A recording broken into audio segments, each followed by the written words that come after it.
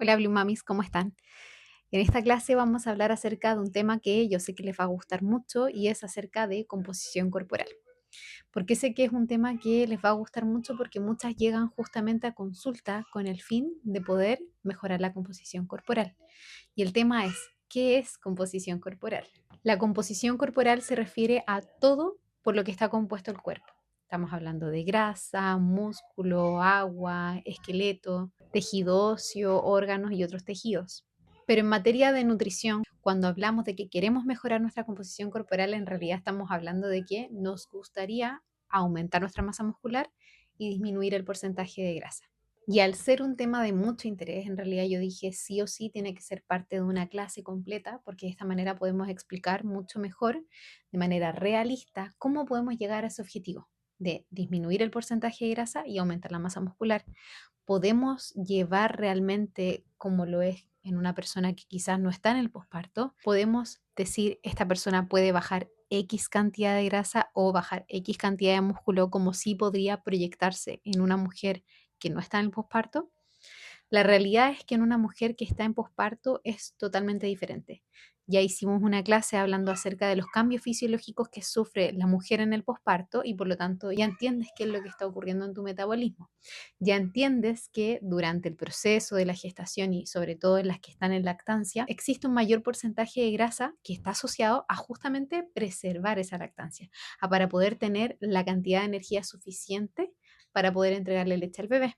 También hablamos de manera muy genérica de qué manera la masa muscular también se ha ido disminuyendo, probablemente desde la gestación y también en el posparto, que no tiene que ver en realidad con parte de los cambios metabólicos, sino que, como había explicado en su momento, tiene que ver también con las propias decisiones que tomamos durante la gestación.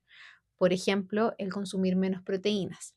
Y digo la propia decisión, pero en realidad es porque también muchas de las madres en gestación o en el posparto no saben que la cantidad de proteína está aumentada. Ya vamos a hablar de esto, así que esta es la parte introductoria. Y a lo que quiero llegar con toda esta introducción es que partamos esta clase primero pensando, al igual que en las otras clases, que la situación en la que te encuentras actualmente en el posparto siempre tiene que ir en la perspectiva de debo tener más compasión, debo tener más paciencia con respecto a este apartado, porque va a depender totalmente de en la posición en la que te encuentres ahora, es decir, cómo está tu composición corporal ahora. Va a depender también de el nivel de actividad física que puedas hacer ahora, ya sea lo que físicamente puedas hacer, pero también desde el punto de vista del tiempo que puedas tener y la red de apoyo que puedas tener para poder realizarlo. Y por otro lado, sabemos que dentro de los otros hábitos que interfieren también en el cambio de la composición corporal tienen que ver con la parte mental emocional y también la calidad del sueño, que son otros hábitos, ¿cierto? Distintos a los de la nutrición y el ejercicio. Entonces, sabemos que durante el posparto esta salud mental no siempre está en el mejor escenario. Sería el ideal que pudiéramos tener, ¿cierto?, la red de apoyo, la suficiencia económica, las personas, ¿cierto?, apoyándonos para poder hacer el relevo en esta maternidad y que podamos, aparte de tener el tiempo para hacer el ejercicio, tener de manera mucho más estructurada la alimentación, poder dormir lo necesario, no solamente en la noche, sino que también en los tiempos en que pudiéramos hacerlo, sino que también pudiéramos tener una mejor salud mental.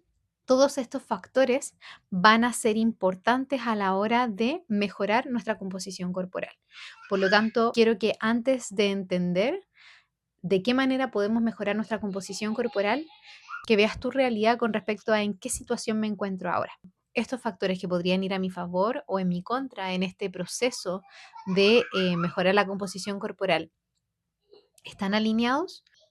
Yo diría que en la realidad de por lo menos el 70 al 80% de las madres no es así, ¿ya? Por lo tanto, mi intención es que desde los factores que sí podamos mejorar, desde nuestra decisión, ¿cierto? Desde el contexto en el que nos encontremos, tomar las mejores decisiones para que sí podamos ir en pro de esa mejora de composición corporal. Y por supuesto que se puede, solamente hay que tener un poco más de paciencia, dado el contexto que ya hablamos. Muchas mencionan que están en esa etapa del posparto en el que ya llegaron al peso pregestacional, pero porque se ven diferentes en el espejo. Y claro, se ven diferentes muchas veces, ¿por qué? Porque la composición corporal es la que cambió en relación a ese periodo pregestacional. Probablemente te ves o te sientes con más porcentaje de grasa y que has perdido masa muscular independiente de que el peso sea el mismo. Como dijimos, la composición corporal se compone de todo, ¿cierto? Lo que compone el cuerpo, entre masa ósea, tejidos, órganos, huesos, grasa, masa muscular. Y cuando una de estas sube y otra baja, en igual cantidad, por ejemplo, podemos ver que tenemos un mismo peso. Más 6 de masa grasa menos 6 de masa muscular es cero, lo que significaría perfectamente que podríamos tener el mismo peso pregestacional, pero que sí veamos diferencias en cómo nos vemos. Lo que siempre les explico también a mis pacientes es que 1 kilo de masa muscular y 1 kilo de masa grasa se ven muy distintos en distribución. El músculo en 1 kilo, por ejemplo, va a ocupar menos espacio, abarca menos espacio en el cuerpo porque está más contenido de cierta manera. En cambio, la masa grasa es como que estuviera repartida, ocupa mucho más espacio.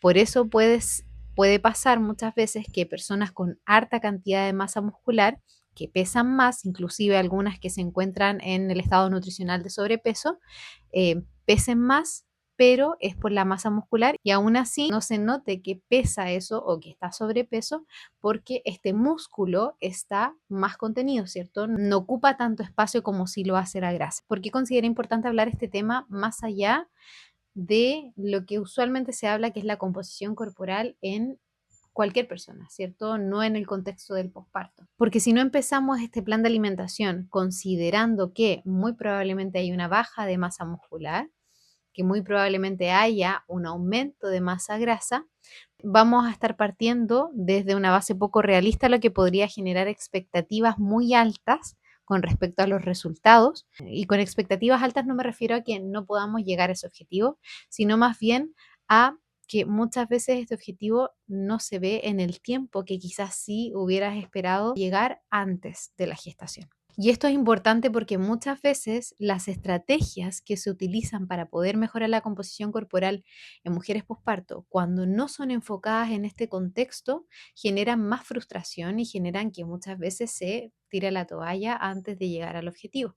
Con toda esta introducción, quiero decirte entonces que la guía que busco darte en este proceso de posparto para mejorar tu composición corporal tiene un enfoque integral más allá de únicamente enfocarme en alimentación y ejercicio. ¿Por qué? Porque tenemos que enfocarnos también en una regulación hormonal, tenemos que enfocarnos también en cómo por medio de la nutrición y los hábitos podemos mejorar también la salud mental. Por eso también decidí hacer una clase acerca de neuronutrición. Tenemos que enfocarnos en los nutrientes críticos en este periodo, porque atacando deficiencias podemos generar mayor motivación, mayor energía, mayor concentración, mejor salud mental y todos estos factores van a apoyar finalmente que podamos hacer las acciones que nos van a apoyar en esta mejora de la composición corporal. Y enfocarnos en todos estos puntos a largo plazo claramente va a tener un impacto real en lo que estás buscando. Todos estos cambios en la composición corporal de los que hablamos, que se ven en el posparto, que son, ¿cierto?, mayor cantidad de masa grasa, menor cantidad de masa muscular, mayor retención de líquidos, puede finalmente generar la sensación en las mujeres de que tienen menos fuerza, menos estabilidad, menos energía física y más fatiga. Se sabe, ¿cierto?, según la evidencia, de que aumentar la masa muscular tiene múltiples efectos metabólicos. Mejora la sensibilidad a la insulina, como ya hemos hablado, lo que ayuda, por lo tanto, a regular la glicemia. Y esta regulación de la glicemia, por supuesto, también que ayuda a la regulación hormonal, como por ejemplo la secreción de cortisol y que ésta sea más regulada. Ya habíamos hablado también de que a mayor masa muscular se aumenta el gasto energético basal, lo que significa que vas a gastar más energía y lo que se traduce finalmente en que haya mayor quema de grasa. Si ya sabemos de base que lo que generó, los factores que generaron que tuviéramos menos masa muscular en este periodo, tiene que ver con decisiones desde la gestación, como por ejemplo la menor ingesta proteica, porque el requerimiento aumenta en gran manera en relación a lo que comúnmente comemos y usualmente en pacientes posparto tiendo a dar entre 1,6, 1,7 a 1,8 gramos por kilogramo de peso al día en las pacientes para poder preservar o mejorar esa masa muscular. Si ya sabemos de antemano que la baja ingesta de proteína fue la que generó esa pérdida de masa muscular tanto en la gestación como en el proceso de la lactancia y el posparto, entonces la mejor estrategia que podemos hacer ahora en el posparto es aumentar esa ingesta proteica.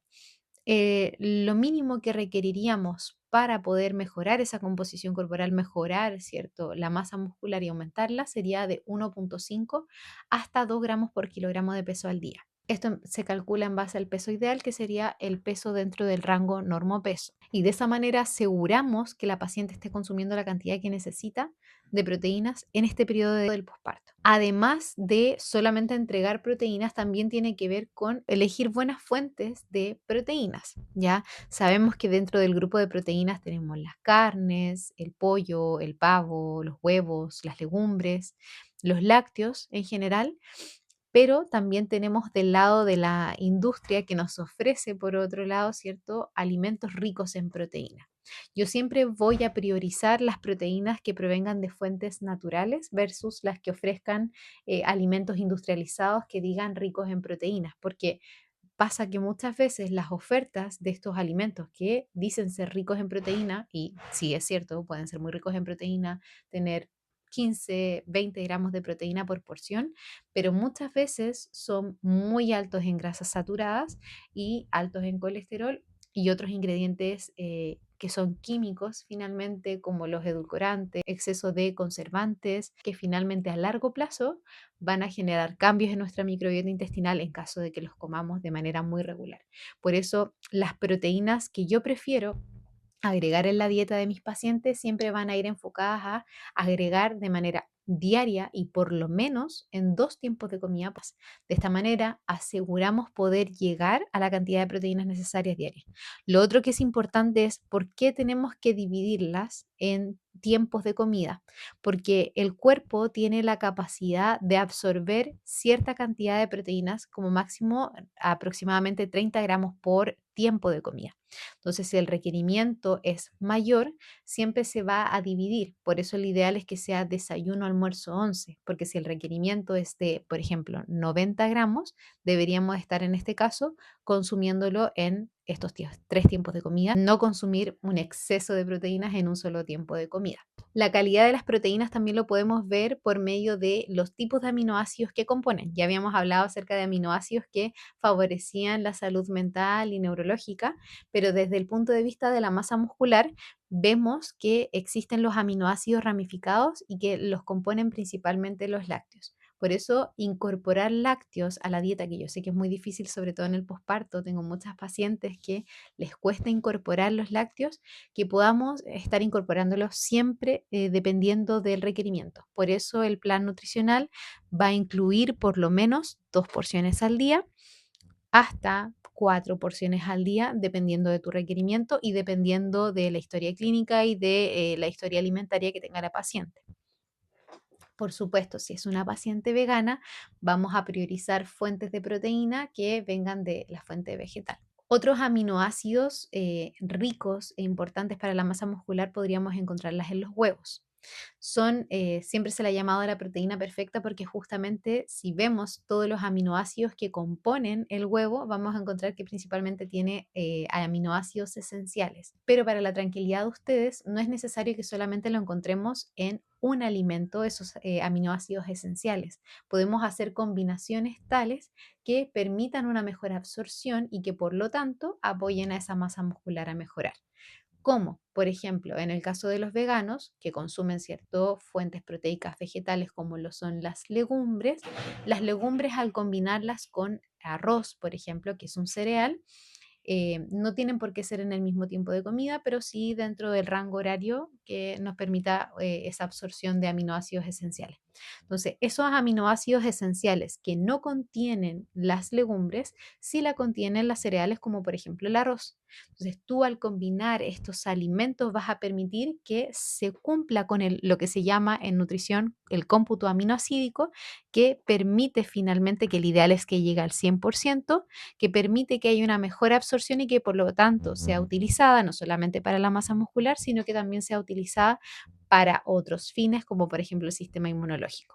Por otro lado, si ya sabemos también que la masa muscular se ha ido deteriorando, ha ido bajando, no solamente por la ingesta proteica, sino que también por la falta de movimiento, en realidad muchas pacientes que no realizan actividad física o ejercicio físico durante la gestación lo han notado, tenemos que ver como estrategia, sí o sí, en este periodo aumentar la actividad física, incorporar un ejercicio físico que a ti te acomode. Yo siempre le digo a mis pacientes, no nos obliguemos a hacer un ejercicio físico que sabemos que no nos va a gustar. Y el otro tip que les doy es que muchas veces descansamos en la idea de no me puedo pagar un gimnasio. El gimnasio no es la única vía, la única forma de mejorar la composición corporal. Sí, es una muy buena forma porque de esa manera podemos incorporar ejercicios físicos con pesos y los pesos son increíbles para mejorar la masa muscular, pero si no puedes permitírtelo en este momento, perfectamente podemos encontrar otras formas, ¿ya? Inscríbete, en mi caso, inscríbete a talleres municipales que sí ofrecen opciones de ejercicio físico. Y además de eso, aprovechas de trabajar esta área en comunidad. Y además del ejercicio físico, que el ideal sería que fuera un ejercicio de fuerza para mejorar esta masa muscular, porque ya sabemos que solamente incorporando ejercicio cardiovascular, que es increíble para disminuir el porcentaje de grasa, que ya vamos a hablar de ese apartado, em, no lo es tanto para mejorar la masa muscular. Por lo tanto, te recomendaría ejercicios o de fuerza que no necesariamente incluyan pesas. Ya el ideal sería que sí, pero si no, no hay problema. eh, o ejercicios como podría ser, por ejemplo, pilates, HIIT, deportes en general que promuevan la contracción de la masa muscular mientras estás haciendo el ejercicio. Por ejemplo, si no puedes salir de la casa y mientras tienes una bicicleta en casa, sería perfecto hacer spinning. Eso promueve también la contracción de la masa muscular de las piernas. Y lo otro importante a considerar, que no muchos la consideran, es que es la actividad física, que es distinto al ejercicio físico. Entonces, muchas veces quizás podemos decir, ok, voy a hacer 2 a 3 veces a la semana X ejercicio con el que ya me comprometo a hacer porque la Nutri me dijo que tenía que elegir uno que me acomode a mí, pero no he considerado también que de manera diaria debería hacer actividad física, moverme, caminar, ¿ya? Esto es sumamente importante porque si solamente hacemos ejercicio 2 veces a la semana, pero el resto de la semana no camino nada, ¿cierto? Mis caminatas son 1000 pasos al día, es muy deficiente para la búsqueda de los resultados que queremos, ¿ya?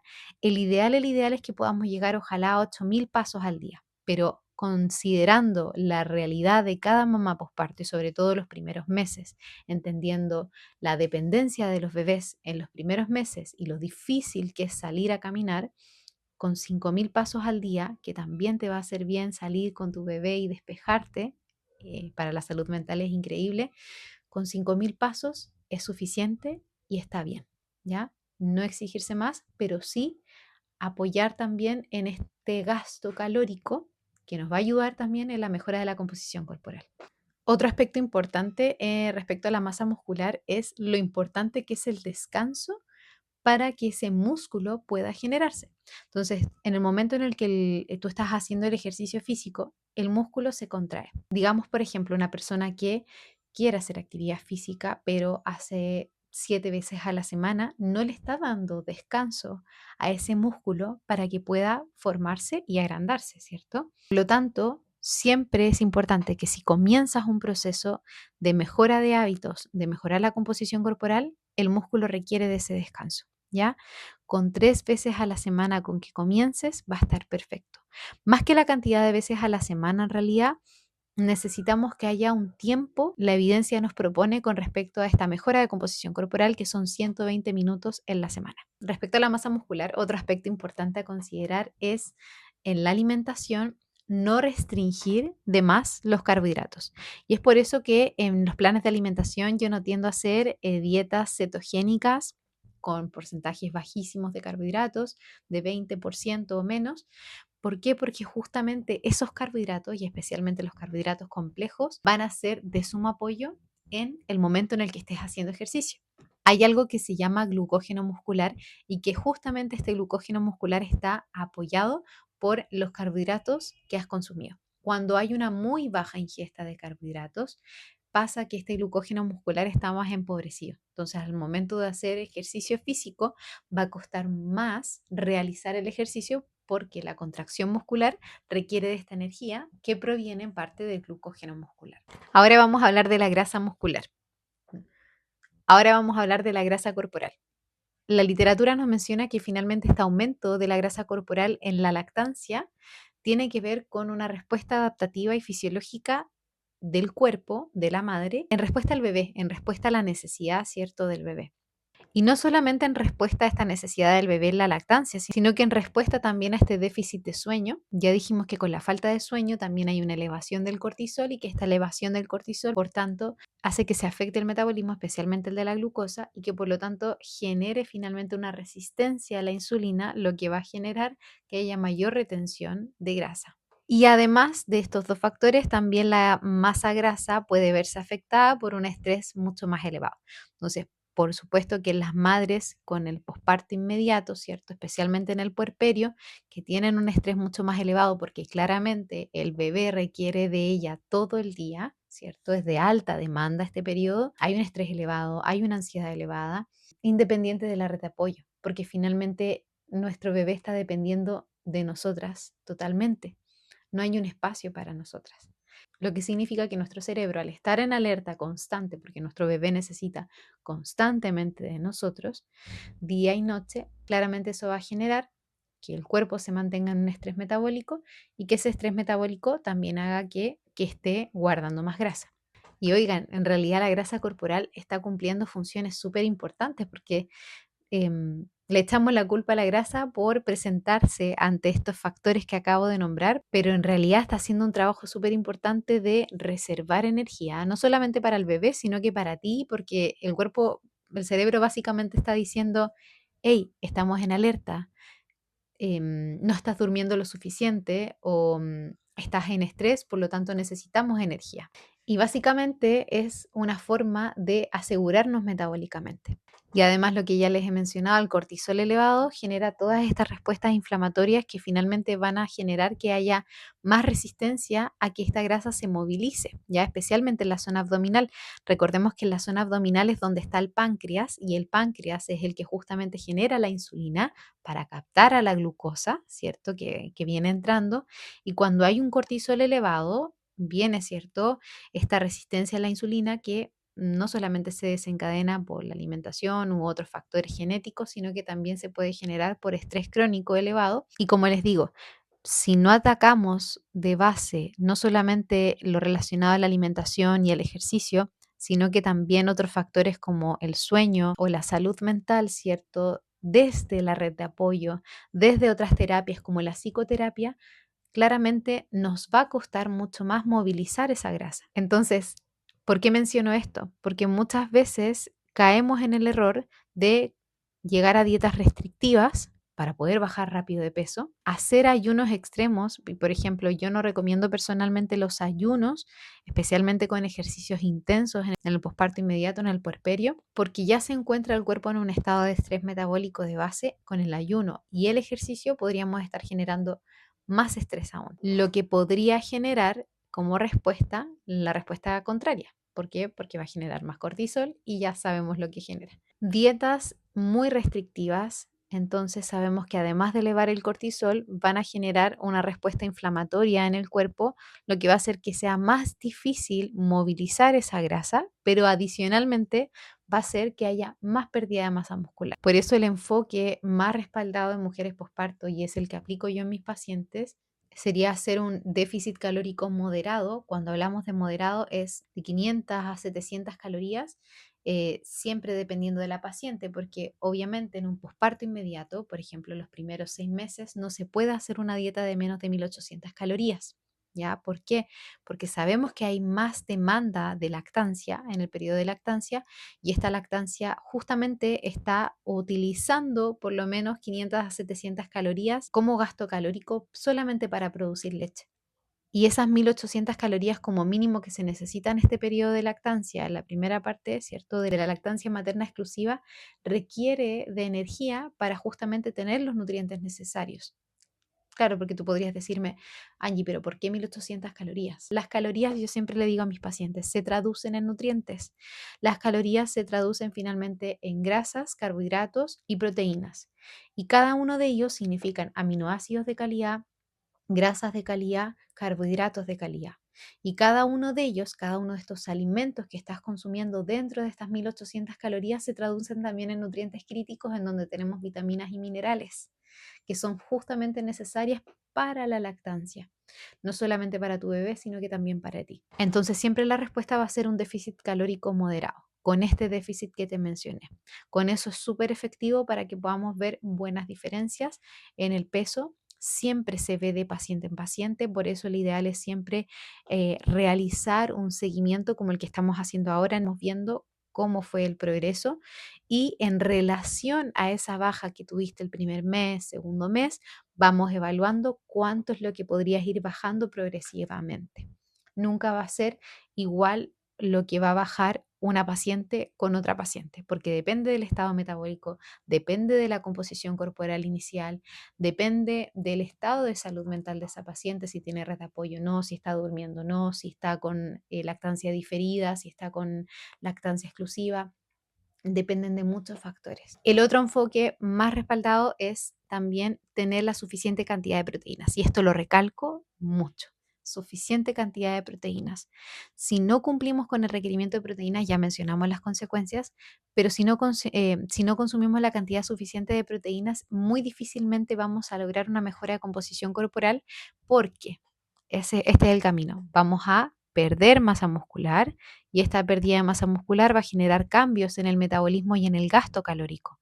Si tengo menos masa muscular, el gasto calórico podría bajar y esta baja en el gasto calórico claramente genera que sea más difícil perder grasa. El otro enfoque que hay un ejercicio progresivo. Esto significa, y siempre para mí el enfoque es que tú decidas acerca de qué ejercicio físico vas a incorporar. Mi recomendación siempre va a ser, como te digo, los 120 minutos en la semana, que sería distribuido entre 2 a 3 veces a la semana, adicional a la actividad física diaria. Con este ejercicio, acompañado de la nutrición, vamos a ver resultados. Ahora, si me preguntas, Angie, ¿podría haber cambios en mi composición corporal solamente con la alimentación y con los otros cambios de hábitos? Yo te diría, podríamos, sí, efectivamente, pero no vamos a lograr, vamos a llegar a un punto en el que nos vamos a estancar y no vamos a lograr bajar más porcentaje de grasa ni tampoco aumentar la masa muscular. Sueño y recuperación. Y con esto quiero ser muy clara. Si estás en el primer mes posparto, segundo, tercer mes posparto, no te recomiendo que te aferres a este objetivo. Va a ser muy difícil. Porque claramente si estás con lactancia materna exclusiva e intentas mejorar tu calidad del sueño, solamente vas a lograr frustrarte.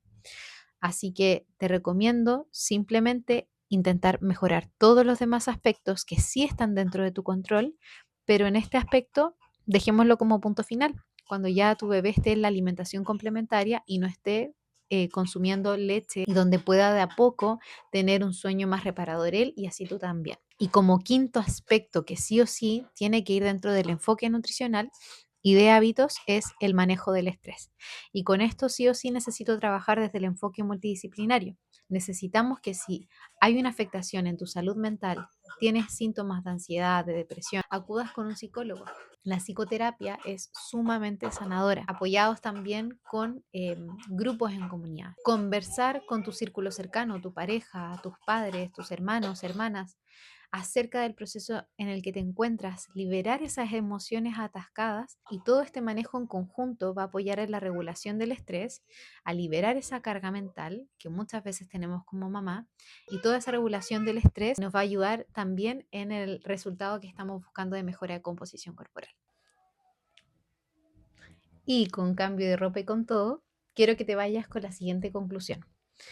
¿Por qué hablamos de composición corporal y en este programa no vamos a hablar de peso únicamente? Porque el peso sabemos que, porque en el caso del peso puede pasarte de control en control que no veas cambios en la balanza, pero sí en tu composición corporal. Podemos ver, por ejemplo, que te mantengas en un peso de 60, pero sí puedes notar quizás que te quedan mejor ciertos jeans o que te quedan mejor ciertas poleras. Y esto pasa porque justamente nuestro peso está compuesto de grasa, masa muscular, agua, huesos, etcétera. Sabemos que en general los demás factores fuera de la masa muscular y la grasa no cambian mucho, como por ejemplo los huesos o los órganos, pero sí lo vamos a ver notoriamente en cambios respecto a la masa muscular y la grasa.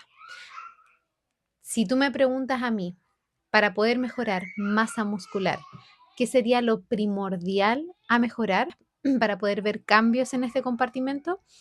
Ejercicio y proteína. Alcanzar el requerimiento de proteína como mínimo 1,5 a 2 gramos por kilogramo de peso ideal al día. Y eso obviamente se traduce en las porciones de alimentos ricos en proteínas que yo te dejo en el plan. Y ejercicio físico de fuerza, en este caso ejercicios con pesa o bien que involucren la contracción muscular y que lleguen al fallo en donde podamos generar nuevas fibras musculares que apoyen este aumento en la masa muscular. Y si tú me preguntas cuáles son los aspectos más importantes para lograr bajar el porcentaje de grasa, ejercicio nuevamente también. Acá podemos hacer una combinación tanto de ejercicio cardiovascular como de ejercicio de fuerza para la baja del porcentaje de grasa, pero también el aspecto desde la nutrición. El porcentaje de grasa dijimos que al igual que al igual que con los cambios en la masa muscular, es multifactorial considerando incluso el sueño e incluso el estrés, pero si hablamos de otro aspecto importante como destacar los dos más importantes en baja de porcentaje de grasa, además del ejercicio, yo diría un control de carbohidratos en el que tenga claridad de la calidad de carbohidratos que estoy consumiendo. Es decir, priorizar carbohidratos de buena calidad como los integrales o los ricos en fibra, ¿cierto? Como la avena, los integrales, ¿cierto? Frutas con cáscara en vez de compotas, ¿cierto? Por ejemplo, jugos de frutas. Y por lo tanto, la reducción, ¿cierto? O mantener el porcentaje de azúcares simples al día bien reducido, a un 5% hasta un 10% como máximo de requerimiento calórico diario. Aquí entran todos los alimentos que son dulces, ¿cierto? Incluyendo jugos naturales. Un exceso de estos es donde podemos ver finalmente que genera un aumento en la masa grasa.